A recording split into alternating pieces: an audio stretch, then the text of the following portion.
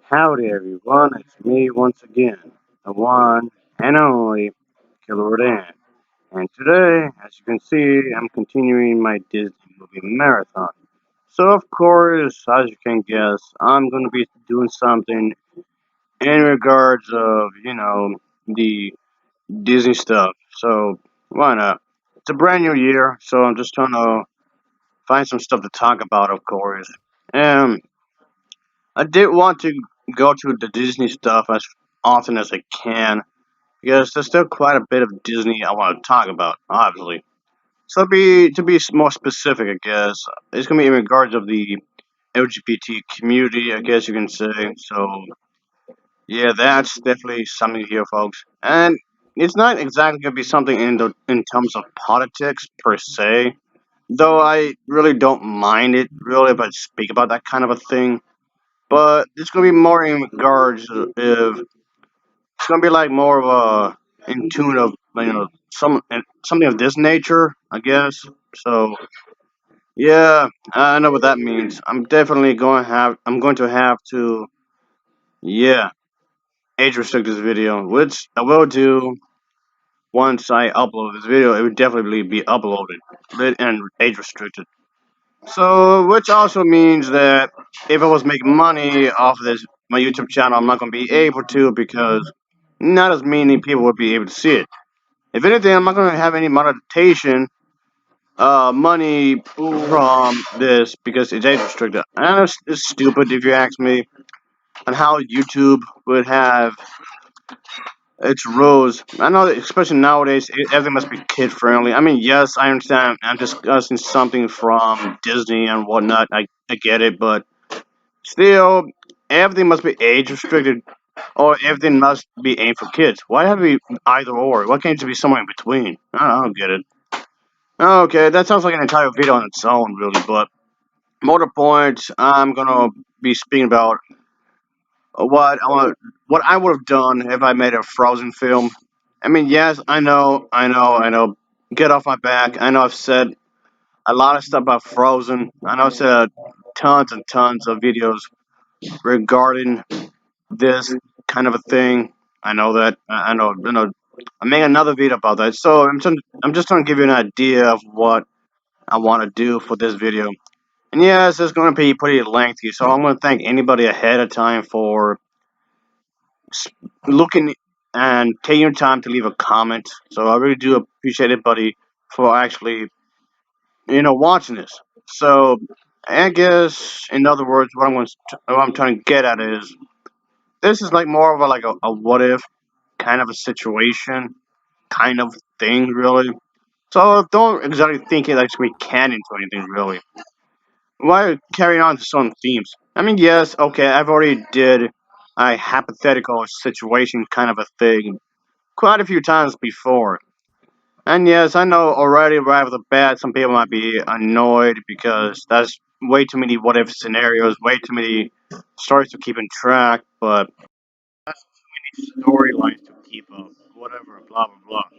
Hey, no one seemed to mind the fact that there's a multiverse kind of a thing with DC Comics. And if anything, a lot of people seem to enjoy that.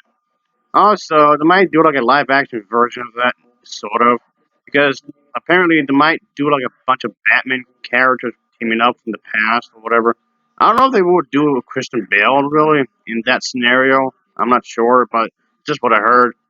I know there's going to be definitely another Batman played by the guy who did that in Twilight movies, while Ben Affleck is still going to do Batman.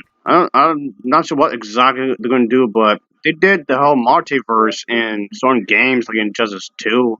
And even that game actually acknowledges that.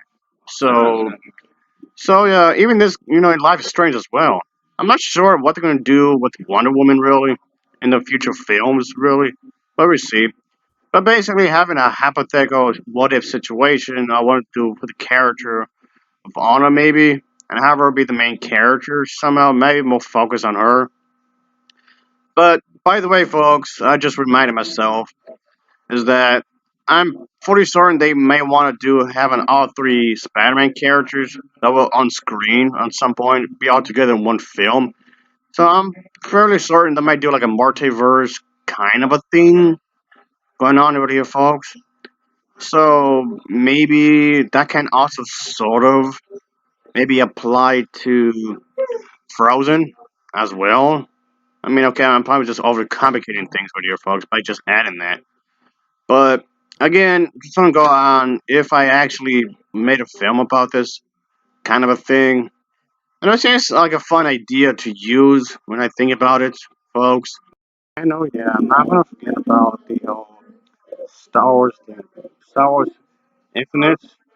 Basically, that is the graphic novel storyline books that was done for a good while. It's basically a non-canon kind of thing from Star Wars because it takes place in an alternate storyline.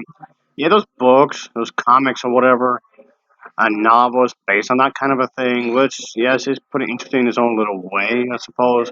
So let's say check that out if you don't mind it. So basically, I want to go into the whole multiverse kind of a thing going on here, folks, but with the treatment of what if hypothetical kind of situation.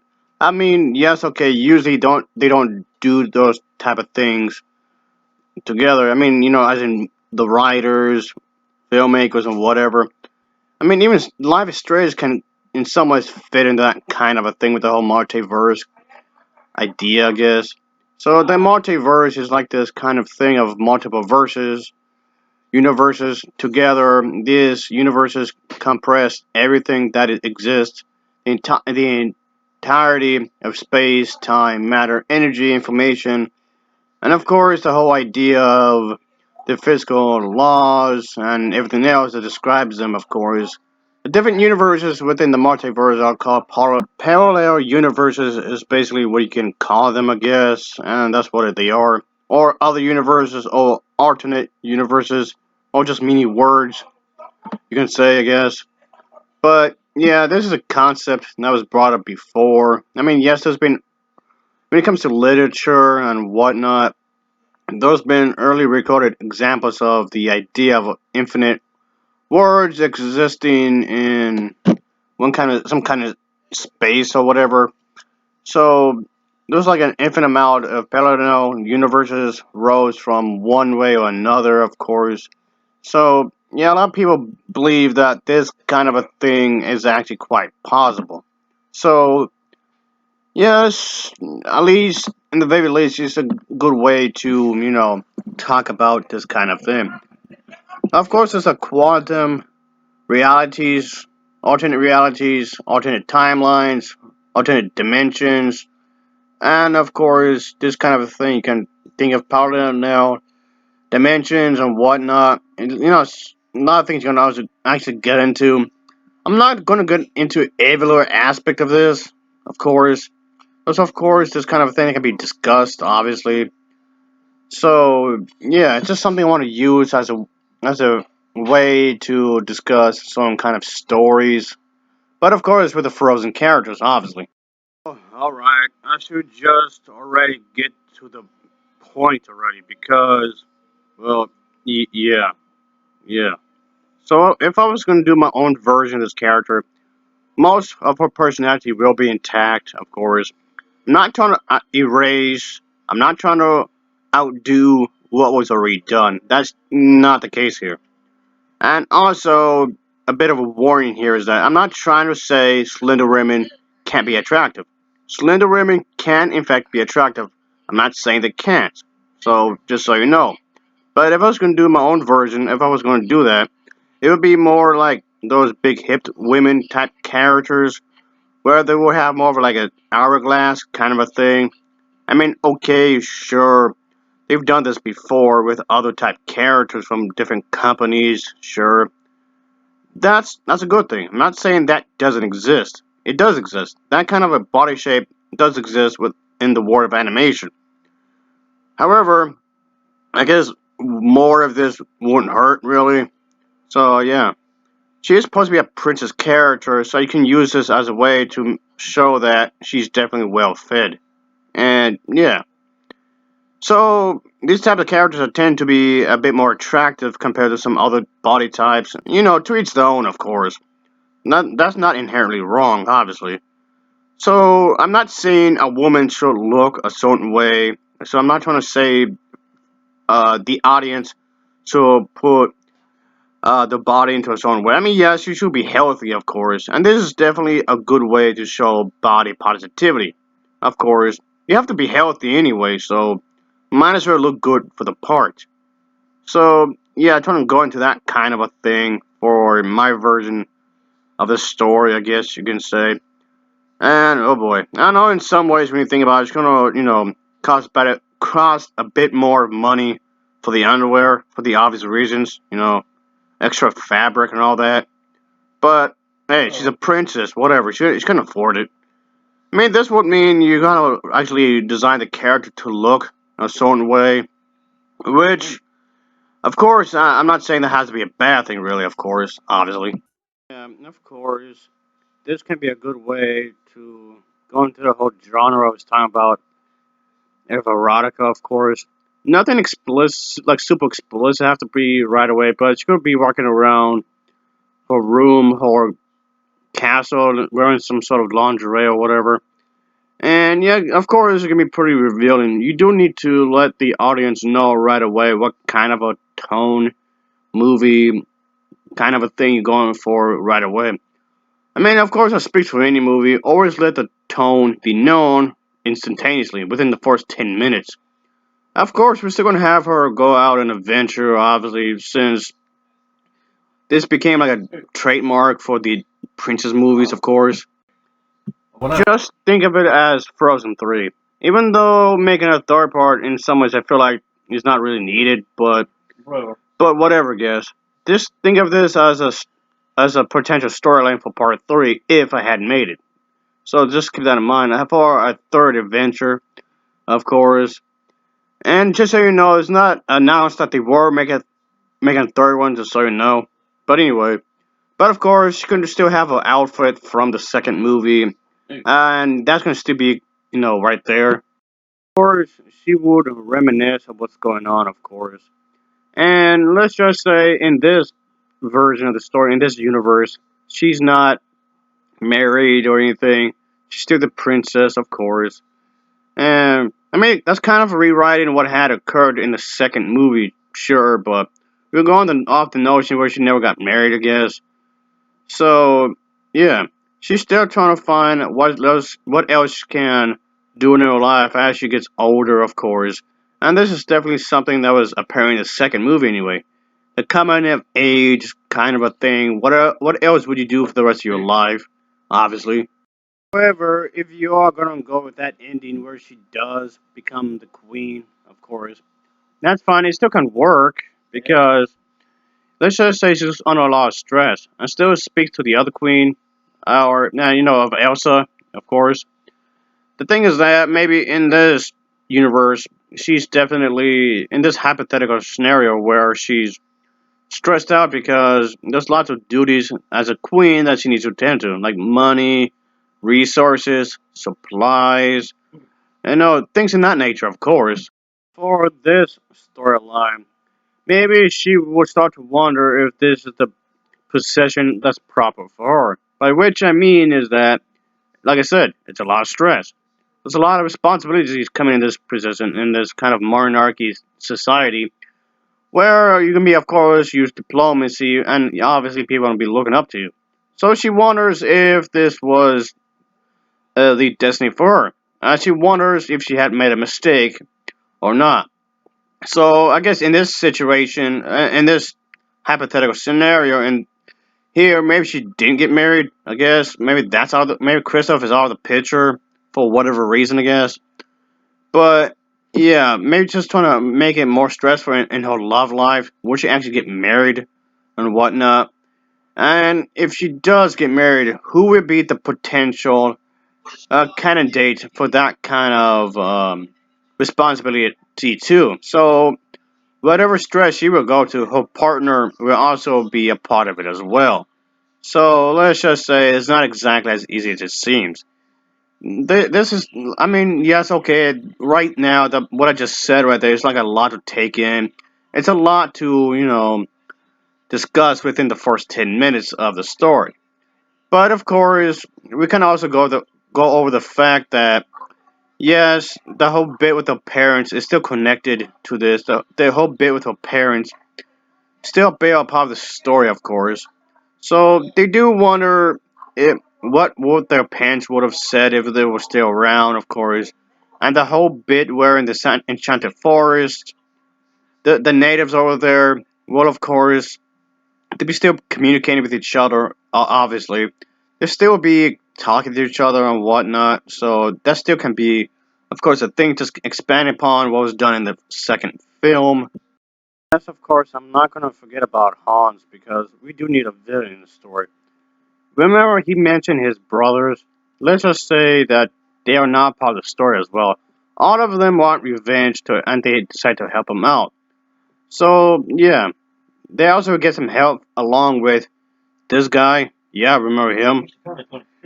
Yeah, let's just say that his part of town, so to speak, let's just say is not going somewhere. And of course, he's pretty pissed off, and he wants something to be done about that. Of course.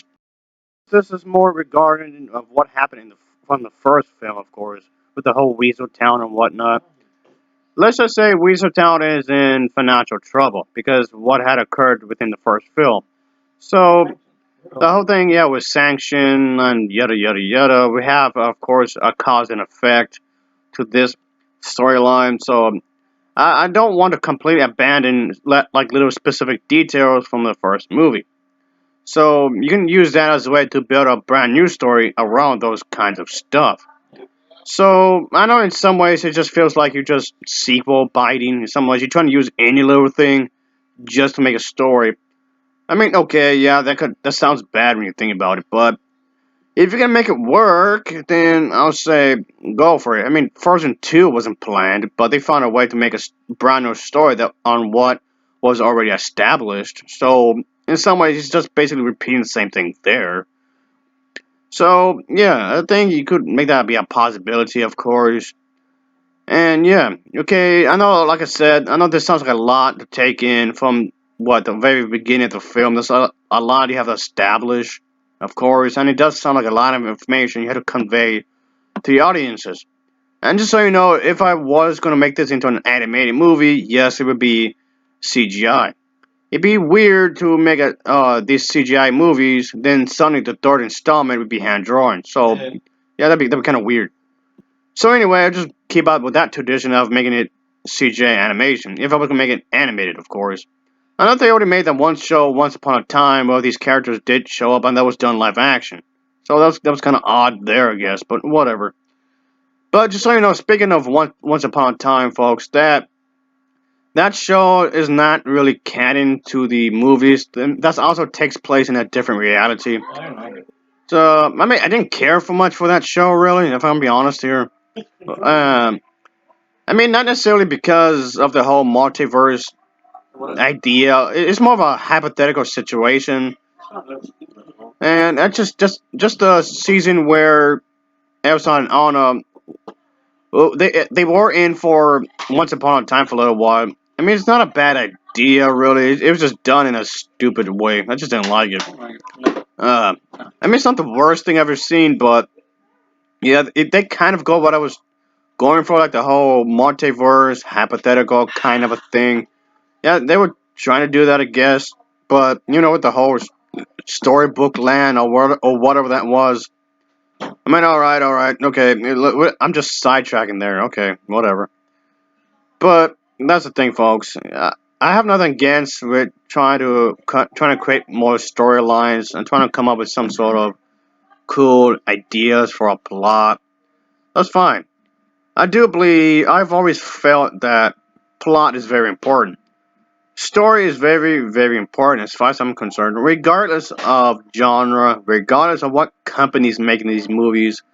Plot is always important because when you think about it, everybody has a story to tell, regardless if it's small, big, medium, whatever. Everyone has a story to tell. So, if you think about it, stories are what define the human experience. They can definitely bring a lot of interesting material for an animated movie. So, I know some people might be thinking, okay, I might be looking way too much into it, but I'm just trying to tell you that regardless of the genre and whatever, plot is very important. You do have to show characters, of course, in certain ways, regardless if it's animated or otherwise, or even the one the combination of both. I know there's a lot of people that try to do animation and live action. I mean, it didn't always work, sure, but a lot of people did attempt to do that kind of filmmaking. But I do believe storytelling is definitely a form of art. Not everybody has a talent to tell it, sure, but I'm just saying. You do need a love interest, I guess. But I bring up Merida from Brave. Even though she never got a sequel, but hey, whatever. Still, it's like a crossover kind of a thing, almost. But for this situation, for it to work, let's just say she went through some sort of portal that landed her onto this universe's version of Arendelle. Of course, she would eventually come across with, Elsa and Anna. Eventually, yes, but Merida, maybe at first, she didn't exactly know what to do exactly. So yeah, she just got a spell from a witch, which I will get to in a moment. I'll get back to that in a moment, folks. But yeah, maybe for a good while, she didn't know what to do, but she comes across with this universe's version of her mother, whom tells her that she looks oddly familiar. And that's because in this universe, their child was also named Merida. But the thing is that in this universe, she actually died. So she was killed during some horrendous battle and whatnot. Remember the whole thing with the whole witch I was speaking about a moment ago? Let's just say what happened in her film still happened, but she's also the reason as to why she was sent to the other universe. And and yeah, let's just say her mother eventually found out that she's the same daughter but from the different universe. And yeah, she thought it was very surreal, very bizarre, odd. She's dead, but she's not dead. She's alive, but dead at the same time. You think about it. So she had to speak to that one witch I just showed you earlier, because I guess they must have met at some point in this universe, and they're trying to communicate. The both witches from both universes may trying to communicate with each other and whatnot. And maybe it was explained that she was destined to come to this universe because there's some crazy thing that's about to happen, some grand battle and whatnot. And of course, there's the whole theory where Boo was apparently the witch, which I guess what happened in those monster films exists in the same universe, I guess. So yeah, that's something to ponder about. Maybe I guess in this universe that actually did happen, I guess, as well. So yeah, we never learn about Boo's parents when you think about it. Maybe you can explain that too as well. Lint can turn into a clusterfuck. Well, okay, fuck me for trying. So yeah, I know that alone, all those things I just mentioned does lead into so many questions, of course, which needs to be taken care of, obviously.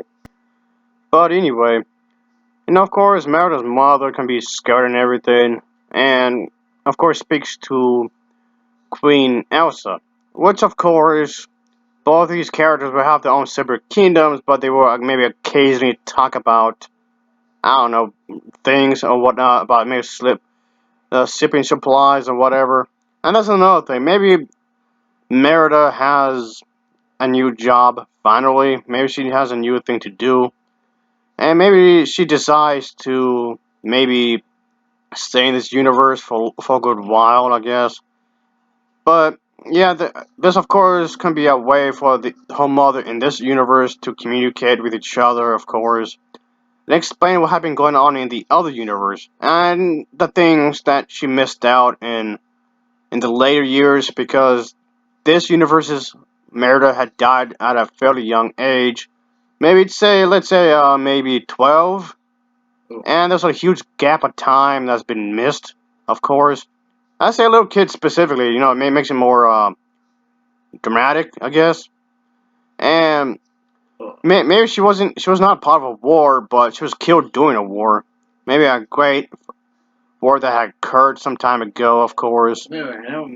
And yeah, let's say she was cut off because of some misguided arrow that struck her in a vital part of her body and with very important lungs or the heart or the head or something.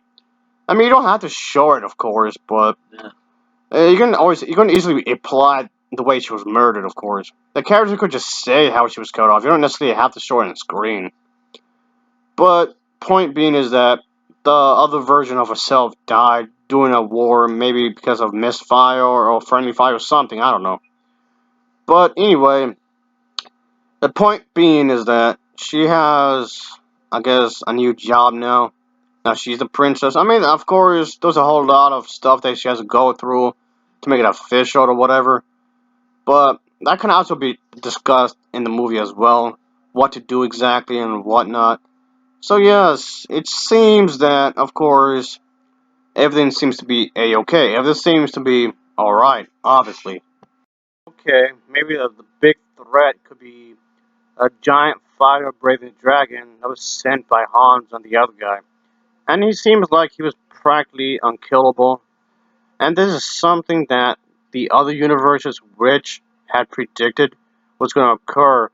So, maybe like a prediction, foreshadowing kind of a thing. Kind of like what happened with the one character, Sailor Mars Ray from Sailor Moon. Kind of like what she had put, maybe having prediction. Maybe she went to a temple like she did and did something with the fire on the thing and saw something that's foreboding, something that's creepy. If that dragon kills off everybody in this universe, it might somehow cross over to their universe and do the exact same thing.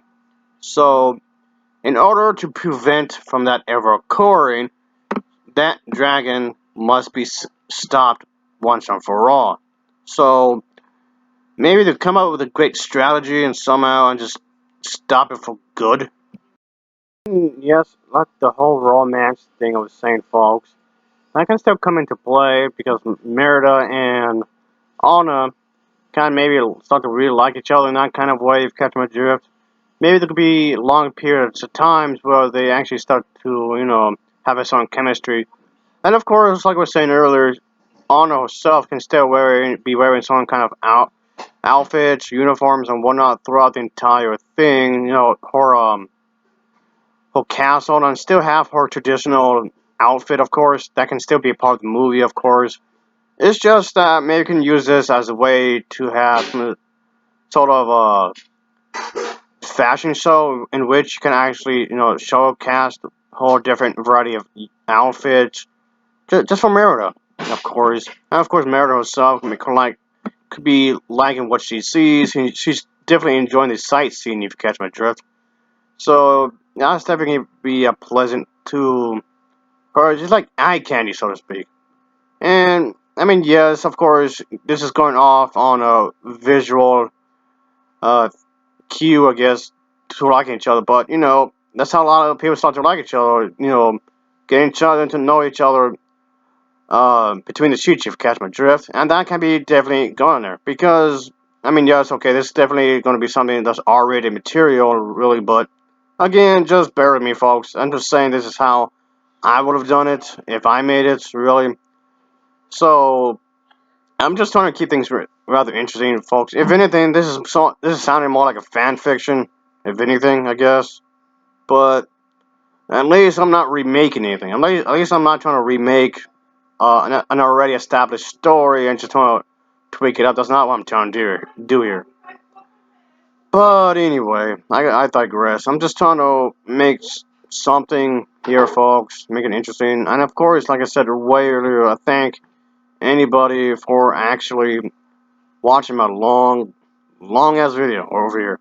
So this is basically could be like a way to practice writing in a way because that's one way you could actually get better at something if you actually just go ahead and just try to do it, of course. So even though this is basically more of the adult material kind of a thing, yes, I realize I know what I'm saying here, I know what I'm talking about. It's not that I'm trying to dismiss anything. It's not. It's a hypothetical thing anyway, folks. Just keep it that in guard. I'm not trying to dismiss the fact that Disney had made a lot of family movies. No, I'm not saying that homosexual can't be in a family movie. I'm not saying that they actually can be in a family movie. It's just the material. Then I'm working on here. Is what I'm saying. Yeah, I wouldn't mind having the character of Anna just have different wardrobes and whatnot throughout the entire thing. Up until the last part of the movie where things really get serious, of course, like really dramatic. But in the meantime, she's gonna have a variety of outfits, of course, because hey, she has the money, so I guess she can afford it.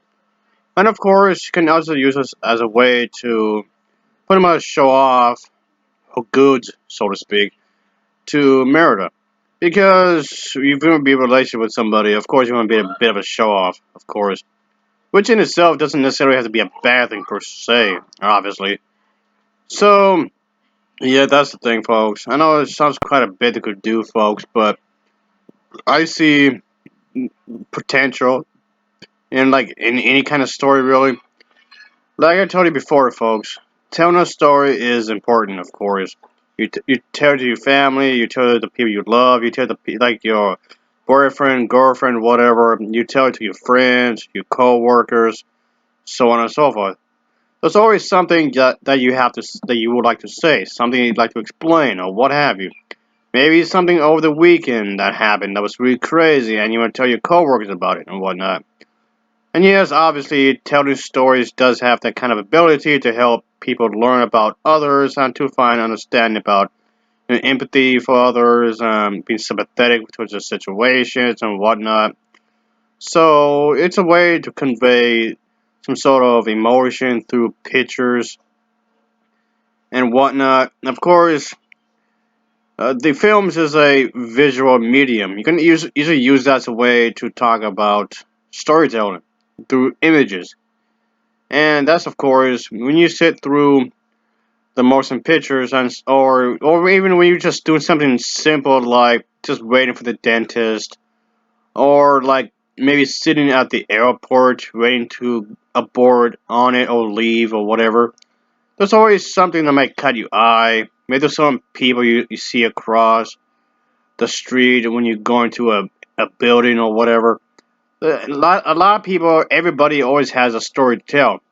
Whether they're strangers, whether the people your associates, friends, or just individuals you might occasionally see or whatever from time to time. You can easily use that as a way for material to make your characters fun. You can always make a character based on somebody you know, or you somewhat know, or whatever. It can definitely be a way to talk about certain things. So, yeah, of course, for many people, there's of course one of the best way to escape from sometimes sometimes reality itself can be really boring. Of course, one of the best way to escape that is listening to a good story through the movies. And I do believe there's potential when it comes to princesses, queens, and whatnot. Even if it's in animation, there's potential in that if it's done properly. That is, regardless of their sexual orientation, there could be a good story to tell. And one other thing, speaking of which, I'm not trying to say that the characters should be defined by their sexual orientation. I'm not saying that on itself should be the only defined characteristics of these characters. There needs to be more than what they have between their legs. There needs to be more to these characters than their gender. There needs to be more to these characters than their sexual orientation and whatnot. So it's something you have to think about. What are their hobbies? Do they have any favorite colors? What kind of music do they like? Do they have any favorite movies? Stuff like that. Or maybe they have a favorite outfit. Why do they have a favorite outfit? What kind of connection do they have maybe from the past or something? I don't know.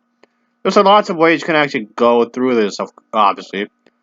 So whether or not you wouldn't know the individual personally or not, hearing a story does evoke feelings within people, learning to relate to others and sympathize with them. And it's so important into developing social skills and making friends, of course.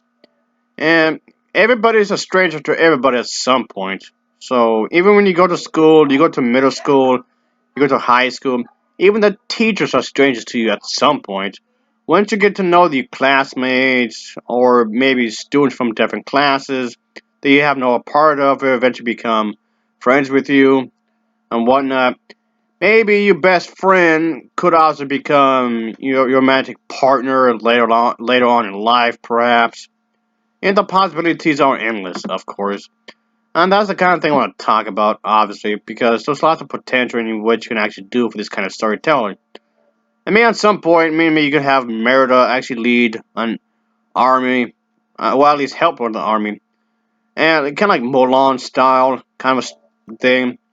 Maybe Mulan could be in the story somehow. I don't know how Mulan would fit in this because Mulan does take place in a different time period, so I don't know how she's gonna be fit into this. Maybe we have a Mulan from a different universe, from a different timeline, and somehow comes and stumbles onto this and helps Mulan to defeat the mighty dragon from Hans or whatever. I mean, Hans can still go to jail, I guess, at the end, and I mean to be some permanent damage from Weasel Town or whatever. And it could also work out all in the end of the story, some sort of fashion. I don't know. But I guess there's gonna be the one heartbreaking moment where the Mulan from the original universe would eventually have to go back to there. Maybe that could be very depressing. Maybe it could be like a bittersweet kind of ending for this movie. The thing is that in this universe, the this Anna fell in love with Merida. But the thing is that even she knows she eventually needs to go back to her original universe. So there'll be like a heartbreaking moment where they had to come to this conclusion where she needs to go back. But the thing is, does she need to go back? It's an obvious yes, she does, because when you think about it, her mother from that universe is going to miss her greatly. I mean, of course, the other Anna from the other universe is not going to fall in love like she did with her in this universe. So yeah, maybe that can be another discussion where it's going to have the the owner from that universe is kind of shocked how things turned out in that universe or whatever. So I can say there's lots of stuff you can do with certain ideas and whatnot. So it's something that could be a good way to open it for discussion. So there's that. But that's kind of the thing, though. You don't want to have like maybe too much on your plate for one story, I guess. And that can potentially be the case, having too much for one thing, I guess. And and that's also the thing. You don't necessarily want to be stretched out for like a Lord of the Rings trilogy kind of a thing. And if you do, what can you do? I don't think you necessarily have to, really. But it could be just one movie. I know that's the whole Pixar theory, which I was gonna go into, but this video would be a lot longer than it really is if I actually did, folks. So there's some fans debating, some Disney fans, some Pixar fans debating if it's actually true, any of it, really. But still, I'm trying to use the idea of a multiverse for like a hypothetical situation for these characters, of course. And I chose specifically Anna because that character already had a relationship in these films, so in my eyes, she came out like the obvious choice because she already had a relationship. But the thing is that I know some people would have picked Elsa, but for me, I think that would have been like too obvious of a choice, really, because she never had a relationship. And a lot of people like to make fan fiction where she's hooking up with various characters. Jack Frost being one of the most popular characters. And another pairing I've seen with people would be like the main character, How to Train a Dragon. I'm pretty sure you know what I'm talking about. How to Train a Dragon movies. A lot of people like to uh, pair Elsa up with the main character from that movie. And yeah, just no. Some people believe that Elsa doesn't need a relationship. So there's like a lot of counter arguments with that, and among other things.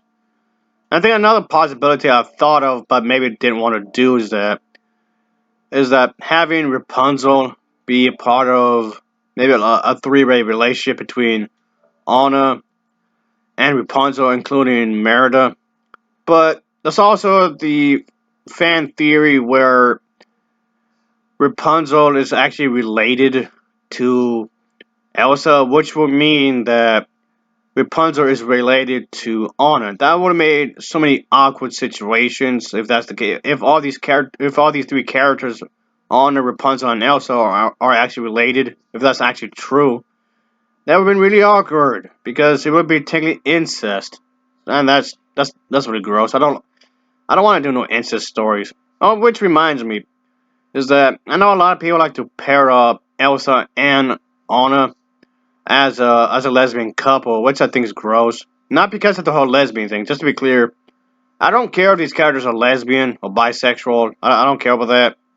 If that's what they are, fine, whatever. But incest is, I believe, is where you cross the line. I mean, really.